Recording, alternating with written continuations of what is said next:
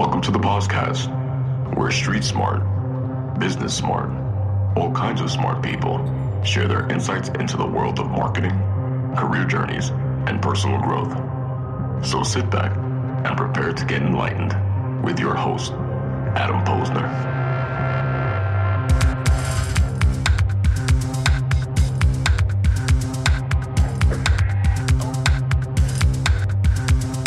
Hey, everybody, and welcome back to the podcast where I bring you the best and brightest from the world of business, marketing, and personal growth to help you harness your inner tenacity and drive your career forward.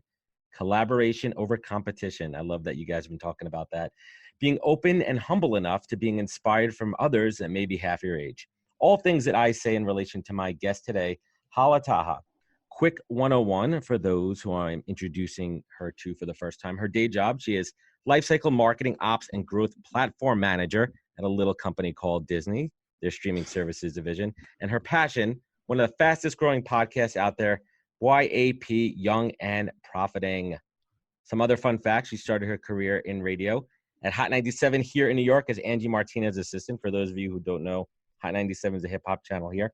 And she also launched her own successful blog, the Sorority of Hip Hop, that MTV scouted and almost launched a reality show. And I believe you were in talks to potentially star in that too, and we'll dig into that in a little bit.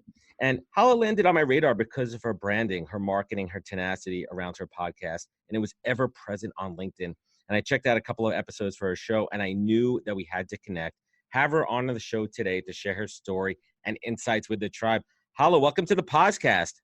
Thank you. Thanks for having me. Awesome. Good stuff. I certainly appreciate it. So before we dig in, why don't you take us a step back and give my tribe a little bit on your origin story? I'd love for them to get a sense kind of like who you are, where you come from, and how we got to where we are today.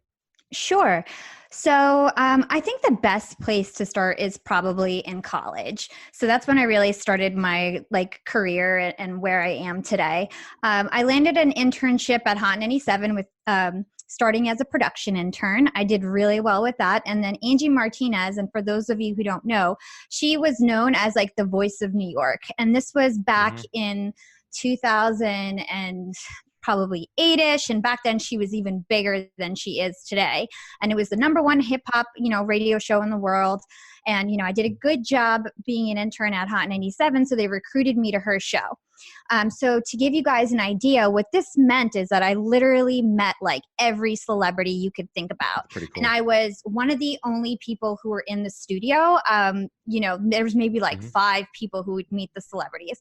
So I got really into that world. I ended up growing like a pretty big Twitter following off of that. I had really big connections in the music industry.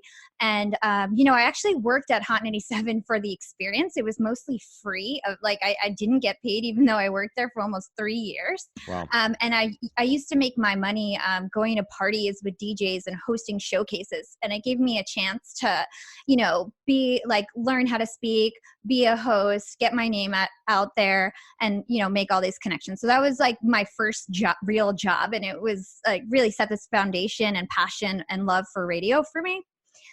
So that's how I really got into radio.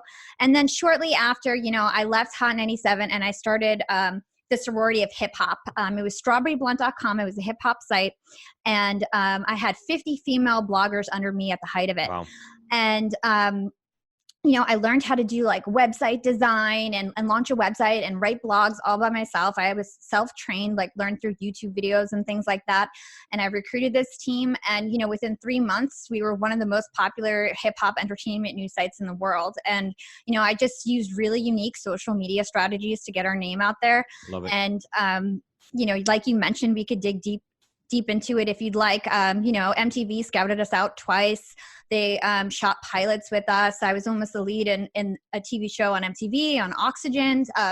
Love and Hip Hop scouted me. Yep. Like so many different things happened at that time. And, one thing led to another. Hip hop industry is really tough for a girl. I ended up leaving, getting my MBA, got a 4.0, went into corporate, worked at HP. Now I'm at Disney, and then I launched Young and Profiiting podcast. Awesome. Good stuff. And it's great. And I love your story too, because one thing I talk about with, I'm in the recruiting business too. And I talk to, people in college or right after college too, is the value of that internship, right? How much Yeah. experience you get to.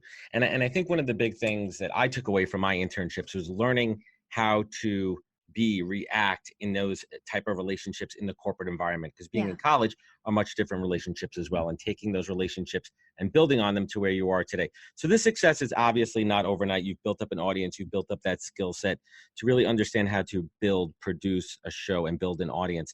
So let's Yeah. talk about the podcast, the Young and Profiting podcast. What was the impetus behind it? Well, I really wanted a chance to, first of all, learn from other people. It really gave me an opportunity to be able to reach out to people who would otherwise not want to talk to me. So a lot of people even reach out to me now, like, hey, you want to chat and have a cup of coffee? It's like, no, I actually don't have time Right. for you, not to be mean, but I just don't have the time. And of course, the higher up you get on the food chain, these people have less and less time. And so I wanted to be able to have an excuse to talk to people, authors, millionaires, billionaires, CEOs that I otherwise would have no chance to speak with, by having this platform. And then secondarily, and probably more importantly, I really wanted a chance to help other people learn, to help young millennials. And my listeners ended up being all ages, but originally it was to help millennials grow, financially and professionally by learning a new topic each week. And I really wanted to dig deep into each topic and really provide value. The podcast has nothing to do with me. In fact, my listeners want to learn more about me, and I need to get better at that, because it's really all about the value that the guests can provide. And those are my 100%. two main goals. Absolutely. And I love it. And I had a chance to check out a couple episodes recently, which we'll talk about. So, I mean, I think there's like 7 million podcasts out there. I don't even know what the stat is daily, but we're being flooded. And I encourage people to create podcasts and try. And for me, it's a creative outlet. So let's talk a little bit about your approach to building a show. I think you're close to 40 episodes in right now for this particular show. Yeah. Got it. So let's talk about the process. Let's peel back the curtain a little bit. Mm-hmm.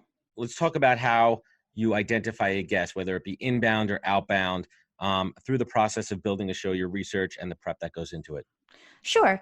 So basically, it's really twofold. So one side of the house is guests that we target from the Young and Profiting team. So I have somebody on my team, his name is Hasham. And basically what we do, we have like an Excel spreadsheet, and we go and we look at the guests that we want to target. So sometimes we look at other podcasts that are competitors and we see who have they gotten on. We are about the same level, or maybe a podcast that's a little better than us. Who have they gotten on? Let's look at those people, see if it's something that we want to talk about. Secondarily, we might look at what are the top business books of 2019? Who are those authors? Let's reach out to them. Yep. Who are the top CEOs? Who are the most famous CEOs that ever existed? What are the billionaires in America? Let's see if we can reach out to any of them. So there's lots of different approaches that we take. We also, look at their social media following. That's really important to make sure that they have a decent social media following, especially on LinkedIn. That's our main platform. So sometimes somebody might not have a following on LinkedIn at all, and that's not really good for our brand, because that's where we're trying to really make a big stink. Another way that we do it is people reach out to us. We don't usually choose those people. I get 10 requests a day to be on my podcast at least. Just and pitching you. Yeah, constantly pitching me. And usually those people aren't a fit, because we're really about really high quality guests, and those people aren't reaching out to us. Well, it's interesting too, right? Because there's a balance, right, where I get it, right, where it's the audience arbitrage, right? You're trying to reach out to new audience as well. But what about listen, our podcasts are in different places and in audience and everything.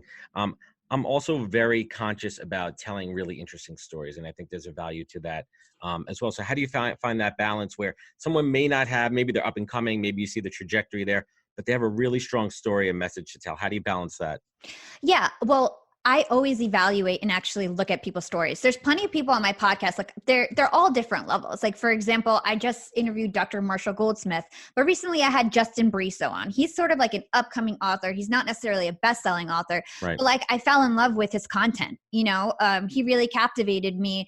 His stuff is really good. So sometimes when the quality is just there, the person can speak well, they have great content to fall back on, then, I give them an opportunity. It really just depends on how well-rounded they are, and if they have great content to share. A lot of people Right. think they want to be on podcasts and think they have enough to talk about on podcasts, but they don't.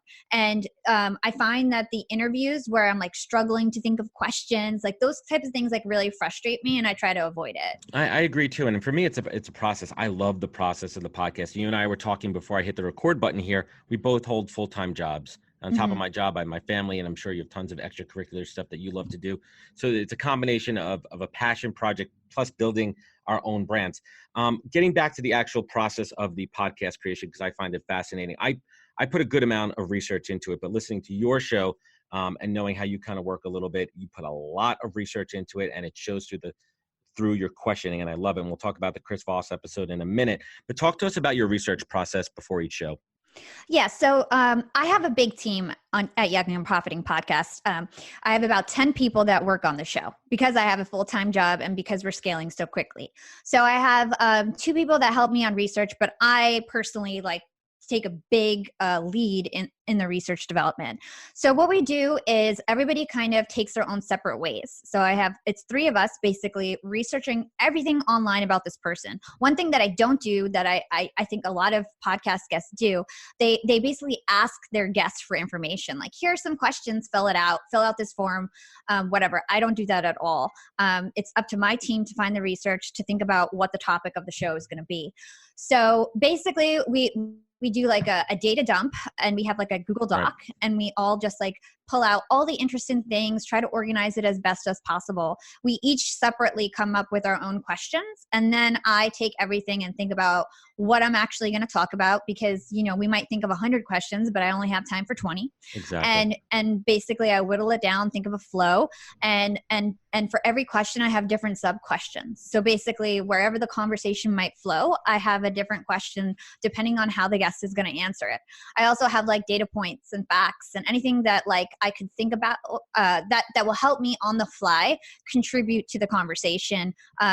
Especially since I'm not the expert, I kind of need that guidance like on paper. So yeah. And the research is essential too, and especially with a lot of guests. Like for me and my show, I'm talking to a lot of guests that are within my swim lane around business, recruiting, talent acquisition. So I'm able to speak intelligently most of the time, to those topics too. But in your case, you're talking to a lot of people who have crazy backgrounds. Yeah. We're talking about neuroscience, billionaires, captains of industry, which may not be your particular area expertise.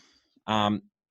Talking about scaling the show. I mean, you've had tremendous growth in a relatively short period of time. And I think that's built on a lot of the experience that you talked about before, but peeling back the curtain a little bit, what are some tips out there for, whether it be new podcasters or people that are established a little bit, to help grow their audience? Yeah, I think being present on social media is key. I think that if I wasn't an influencer on LinkedIn right now, my podcast would be nowhere where it is today. And that was really what unlocked it for me. And it was being really unique in my strategy and trying to gain an audience and being very proactive. So I didn't just put out a podcast and just wait for people to come with me.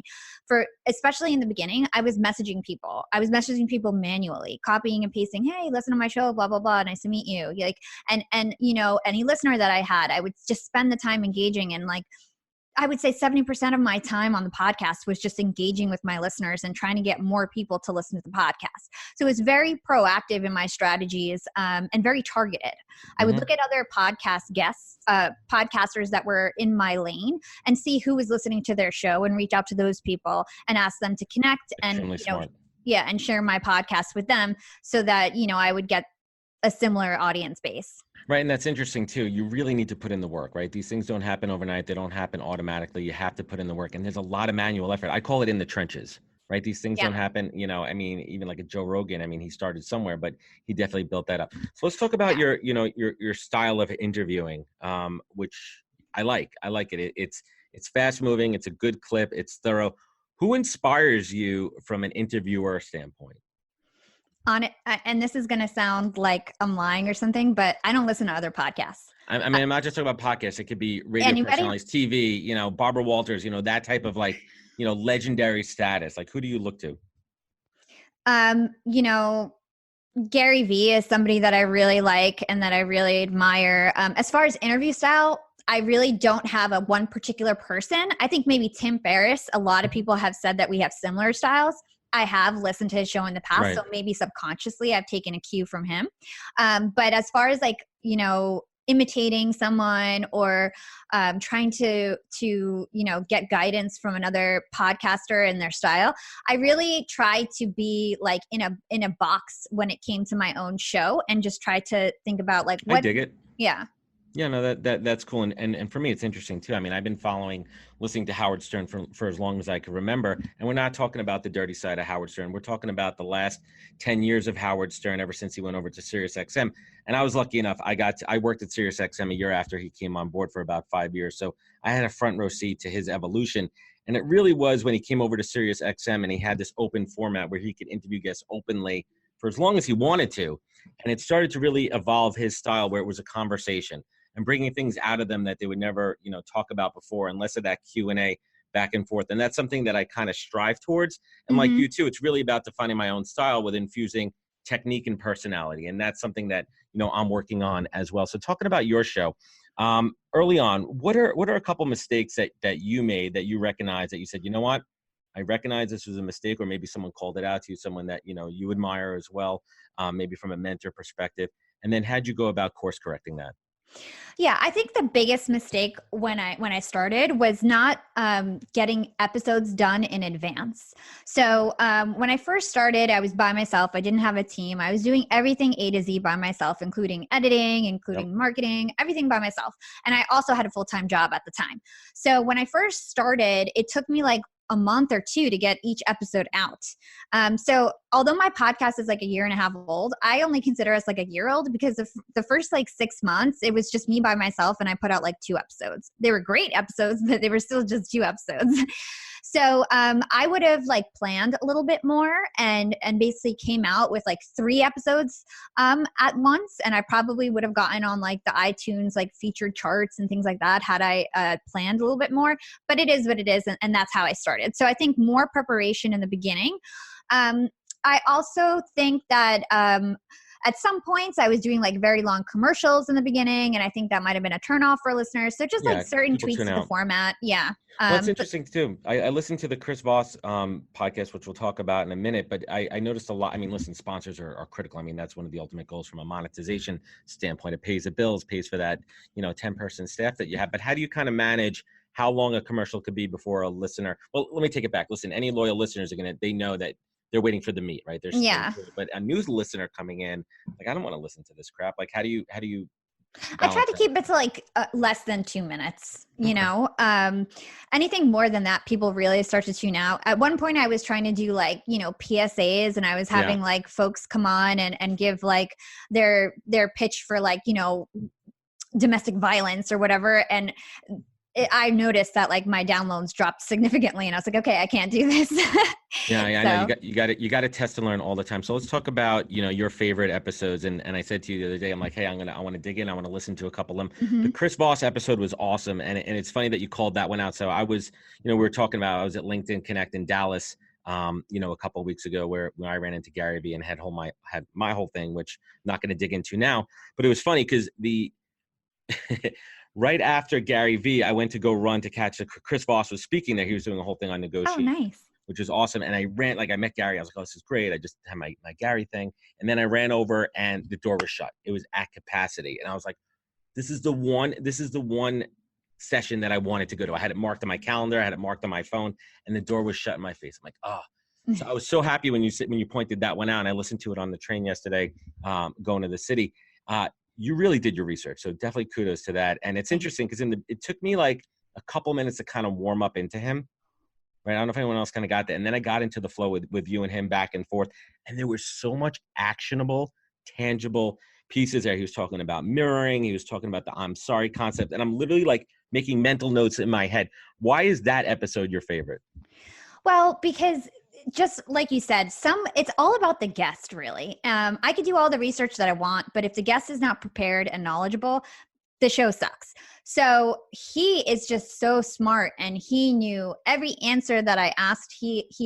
Every question that I asked, he answered it in the way that like, you know, I hoped he would and thought he would. And so it just really helped. It was like everything that I prepared kind of just flowed seamlessly throughout the episode. And it's really just because he's just such a smart and talented guy, and it's truly his expertise. And he's probably one of the best people in the world in regards to negotiation. And not only that, some guests aren't like that welcoming or humble. And he like was just a very welcoming, like was willing to give me his full self, his full energy. Yep. And not every guest is willing to do that. Some guests take like 20 minutes to finally realize, oh, wow, she did her research. Let me start being nice to her. Or like, you know what I mean? Some guests take a while to warm up. Do you find it a good technique? That's an interesting point here. So like, do you find it a good technique, like as an early on question, to come with a question that's well prepared, that has those stats, insights, that shows you did your homework, to kind of unlock them a little bit and make them a little bit more comfortable and open? Yeah. And you know what? I think sometimes what throws guests off is because I purposely act stupid. I ask questions that I obviously know the answer to because I don't want me to say the answer. I want them to say the answer. And I think some guests are more used to interviews where they'll understand that I'm not asking it because I'm dumb. Or like, because I'm not well researched. It's because I know that I'm asking them a question to actually get the nugget out of their mouth, you know? So that's, you know. Right. I mean, you definitely want to lead them there. Let's talk about your least favorite guest. Your least favorite? No, we're not going to go there. I don't want to insult anybody there. So what key piece of advice, if you're going to give one piece of advice to somebody starting a podcast, what would it be? It would be to make sure that you pick something that you'll stay passionate about and that you remain consistent. You know, consistency is key. Once you start a podcast, you're going to want to put out an episode every week. So make sure that you have the time, make sure that you have the passion for it, and make sure that you're putting out quality content, because the market is totally flooded with podcasters. Yep. But there's still room for everyone. There's 8 billion people in the world. There's going to be people who will listen to your podcast. I'm not discouraging you to have a podcast, but make sure you have a quality show that has a clear purpose, and make sure that you actually have the time both to produce and promote your show, because you have to spend equal time on both. It's not one or the other.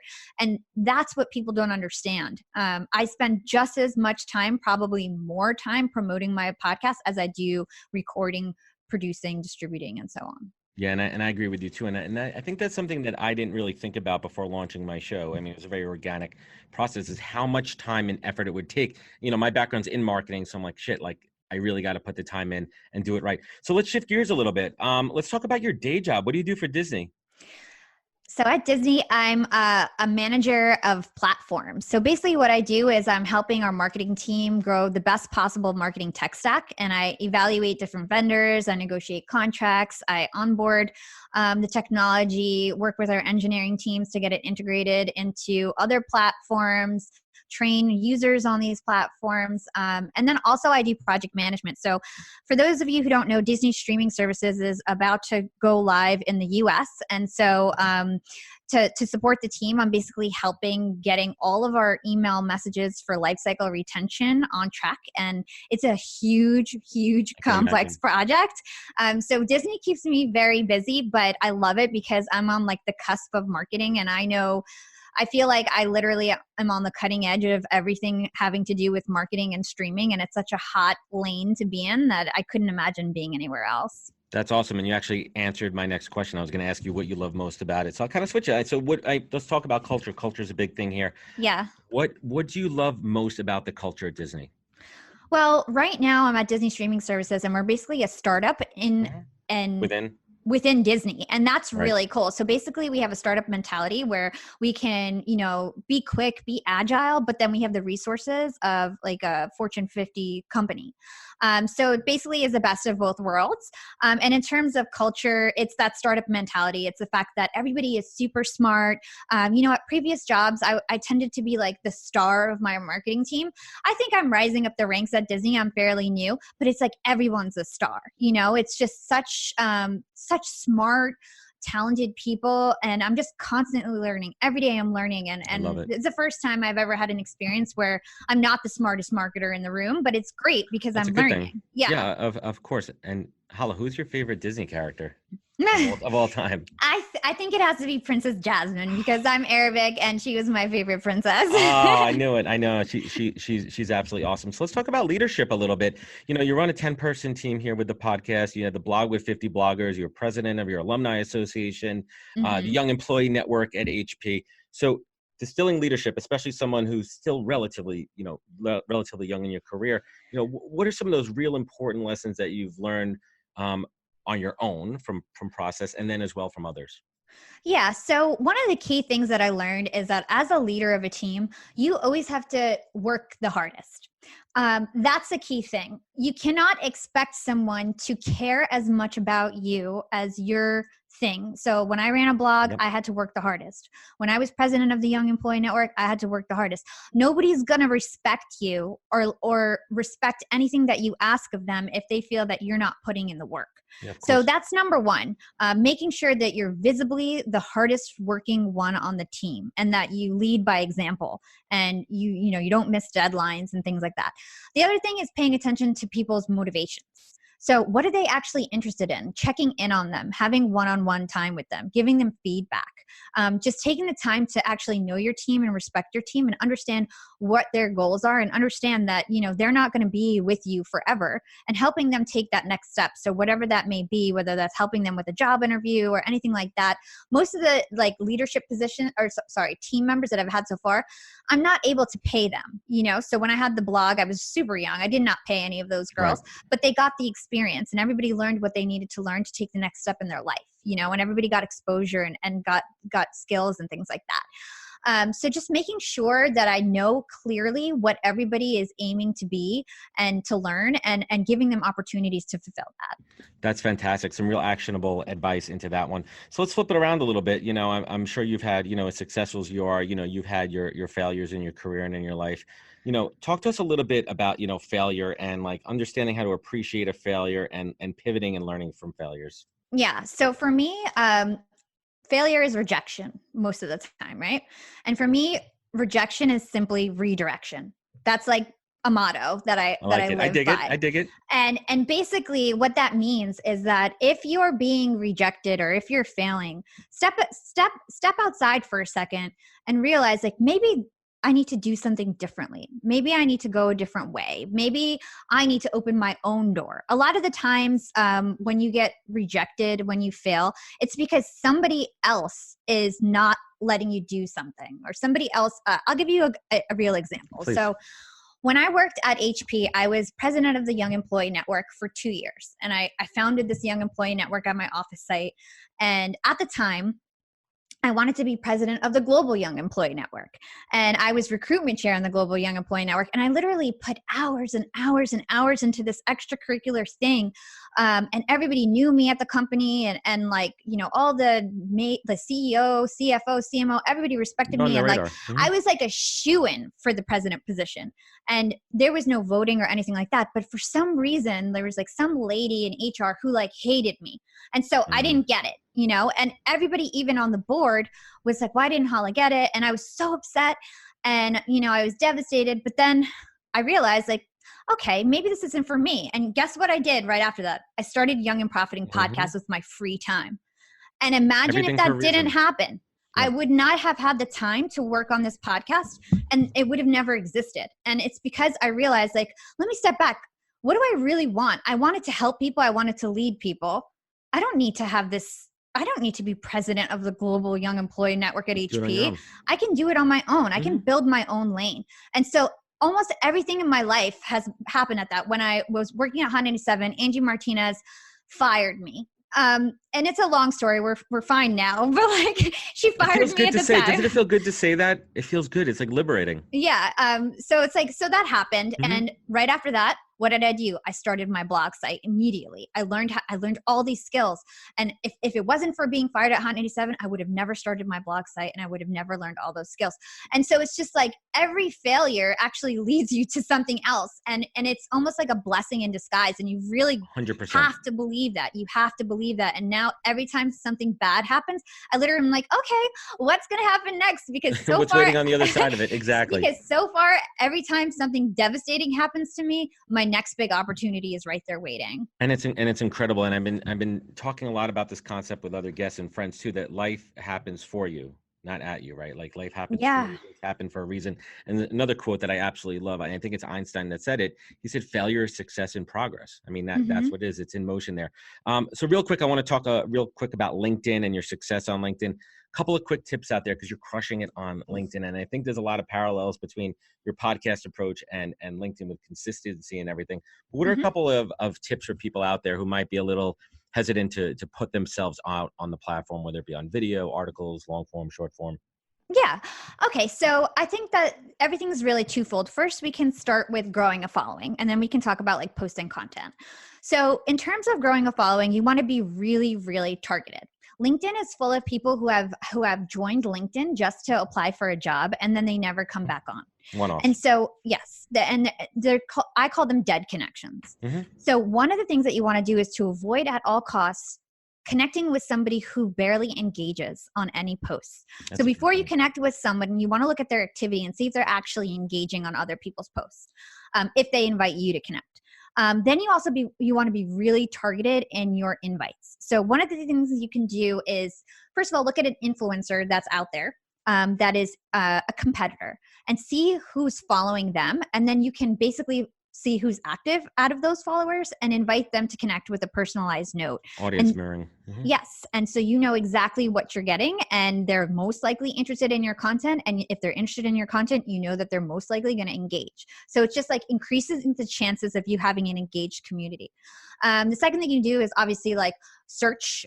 So like, let's say if you're looking for other podcast hosts, you would search for, podcast hosts and follow those people. Another thing that you can do, and what I really recommend, is to look at an influencer and just look at their latest posts. Then you'll be even more targeted to find the people who have recently been engaged on LinkedIn. I mean, it's all there for you. Yeah. And so look at the people. If you're looking for people who comment, follow just commenters and only invite commenters. I did that all the time. And then I have such an engaged community because I followed people who comment on LinkedIn, you know? I mean, it isn't rocket science, but it's crazy to think how many people don't understand it or are not doing it themselves. And it's all there for you. Yeah. It's all right in front of you. And you just got to take action on it. Yeah. Right? You're looking at people who have astronomical numbers, and it's really understanding that there is a method to their madness and there is an approach to it. And taking those things. Yeah. One more thing I want to just mention about an example of a micro community. So this is sort of like a new concept a lot of people are not talking about. So basically, I did it with Gary Vee. I did it with Quinton alums. I did it with a lot of people who were guests on my podcast. So basically what I did is I looked at their recent posts. Me and my team, we have like VAs and, we used automation at some point as well. And we basically followed, invited everybody to connect who liked and commented on Gary Vee's posts, right? So we did that for like 3 or 4 months. And I probably have like at least 10,000 connections that are similar between me and Gary Vee now, right? That are active on LinkedIn. So now every time I post on Gary's content, I try to do like a really witty comment or something. I'll get like 100 likes on my comment, and I'll be the top post, and I'll get like more likes on my comment than Gary Vee gets on his comments on his posts, literally. I've like hacked his page. And so I literally get all his views that he gets. And every time on the top comment, I get like maybe 100 connection requests. So that's another like secret that a lot of people aren't using. And this takes work too, I love it. And it's a trial and error for everybody to really try to figure out what works for you. Make sure, I think you hit the nail on the head with, it's not just spray and pray, right? You have to be laser focused. You have to be a sniper and really understand who, your target is. Absolutely. So, there's a lot of people out there that are trying to find their spark, right? And they're struggling to find it. What advice would you give to help someone find their spark, to find that real inner tenacity? Pause on that for a second. I mean, that I feel is why I was attracted to you and your content. I see it and I feel it, and I applaud you for your tenacity. Thank you. So are you asking like, how can somebody find their passion? Exactly. Well, I think it has to honestly come naturally. Like, what are you gravitated to? What doesn't feel like work? What comes effortlessly? For me, working on my podcast is fun. What do you actually enjoy doing? And I would probably like make a note, like if you're really struggling trying to think about like what you want to do for the rest of your life and what you're passionate about, think about all the activities that you do, all the work that you do, and maybe start a journal and write down everything that you're doing and write down, does it feel good? Does this feel like I'm going against the grain, or does this feel like I'm going with the grain? You know, does this feel natural or does this feel unnatural? Am I talented at this or do I struggle with this? That's well said. You know, so I think that, you know, really analyzing how you feel about the activities that you're doing to start to realize like, what are the types of things that I actually enjoy doing and what do I want to do for the rest of my life? Right. Exactly. That's fantastic. So I love the work that you're doing with Jordan Paris, and you're talking someone who I absolutely adore. I love the guy. You talk about collaboration over competition. Let's unpack that a little bit and explain to our audience what that really means. Yeah. So every time you meet somebody who's, you know, on your level, in the same space as you always have two options. You can collaborate or compete. Me and you are collaborating right now. A lot of people who ask me to come on their show, I don't collaborate with, you know, and I made a conscious decision to work with you because I see your potential and everything like that. And I think we can mutually benefit from each other. And so I think that you always have a choice, and sometimes, and a lot of people go the competitive route. And I think that it's the wrong decision. So me and Jordan, we are very, very similar. Our podcasts are very similar. Yep. We both have a very big LinkedIn following. We both have very similar demographics, similar skills. Mm-hmm. Similar personalities even. Yeah. So I really feel he's like the male version of me and vice versa. Like, you know, so we're very similar. And I had no idea about him until recently. But, you know, when I saw him, I was like, he's great. Let me have him on the show. Then he invited me on his show and we ended up like really collaborating. And we have a very similar level of guests, and not a lot of podcasts get the level of guests that we get. Totally. It's like me, him, Mark Metry, and like a few others on LinkedIn who are getting like the same level of guests. And so we decided like, why don't we introduce each other to the same guests that took us, you know, and then I love it. It basically like helped us tenfold and get further ahead faster. And it's also good karma, and it's the right thing to do. And it just feels right. It feels right in your heart. So let's bring it home a little bit. A couple of quick questions I ask every guest, because I love to put in perspective and I love to get different answers here and put it in the context of the guest and the overall show. What does the word authentic mean to you?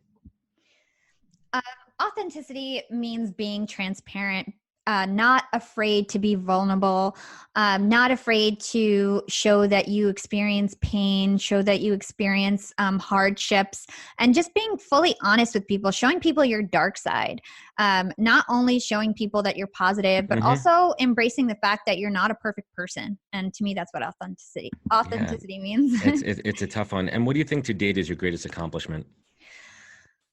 Professionally, personally, just what do you feel something like you have that gold medal, that big trophy on your shelf? I think it has to be getting a 4.0 in my MBA and graduating number one. That's huge. And the effort that goes into that. Yeah, that's great. Big gold star for you there. And Hala, what is your superpower? What do you do better than almost anyone on this freaking planet? What is your magical superpower? I think it's my ability to just work hard and not get discouraged. A lot of people, you know, they face hardships and it takes them a while to get back on the horse. And for me, I just bounce back immediately. And I think that's what really differentiates me from other people. I'm able to just kind of get back on the horse and make things happen. I love it. And last but not least, you know, not every day is going to be sunshine and rainbows. There's not always going to be a pot of gold at the end of that rainbow. Some days are really tough. Some days are awesome. You're firing on all cylinders. You just had a great interview. Work is great. You just booked like 3 guests that you never thought you would ever dream of having. What do you look to for gratitude? What is your North Star? I'm as far as like how I practice gratitude. What do you look to, like when you're either down in the dumps and you need to look up to something, or when you want to show gratitude?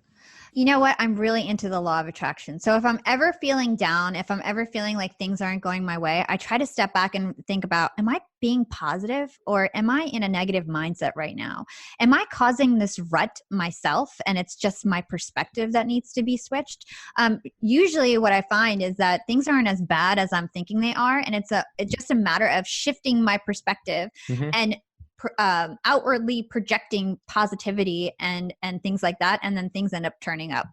Of course, and it's that energy of what you put out into the universe is definitely going to come back to you. Hala, thank you so much. I appreciate it. It was so much fun. Thank you. And in closing here, you know, I'm drawn to these young rock stars like Hala, Jordan Paris, Mark Metry, Nico, and others, because I see something in them that I had at that age, which is tenacity. And the difference is they have so many more opportunities at their fingertips now than what I had back then. I sound like the old guy now, and they're taking full advantage of it. And I think that's the key there. And they are shining examples of what millennials are really made of and putting those shitty stereotypes to bed. And Hala capitalizes on every opportunity in front of her and uses every strategy and tool at her disposal to maximize it. And she has found her voice and created a platform to spread her insights and point of view to the world. And I applaud you for that. Thank and I you. love what you are building. I love the audience building, the community building, but ultimately it's a tribe. You're creating this tribe where you're adding value to each other, and kudos for that. And I hope that everyone listening has learned something from her, both tactically and strategically. And more importantly, I hope that you're inspired by her story to ignite your own fire. Thanks for joining me, Hala. I really appreciate it. Where could folks find you? You can find me on LinkedIn. Just search for my name. It's Hala Taha. And you can also find me on Instagram at YAP with Hala, or head over to youngandprofiting.com. Young and Profiting podcast is on iTunes, Spotify, Google Play, iHeartRadio, anywhere that you love to listen to podcasts, you can find us. And I highly, highly, highly recommend her show. I've been digging into it more. And we spoke about it before. I don't listen to a lot of shows. I listen to a little bit of Joe Rogan, a little bit of this and that, obviously Howard Stern as well. So this show is now on my radar. And thank you again. And to everyone listening, thank you for joining us on the podcast. Please be sure to follow us on all the social media channels, links below. Subscribe, comment, network, and remember, most importantly, take your online offline. Thank you, and catch us next week for another great episode of the podcast. Wisdom is forever, but for us, it's time to go. Thank you for joining us. Luckily, we'll be back with our next episode jam-packed with more incredible humans. For more info, please visit www.nhptalentgroup.com.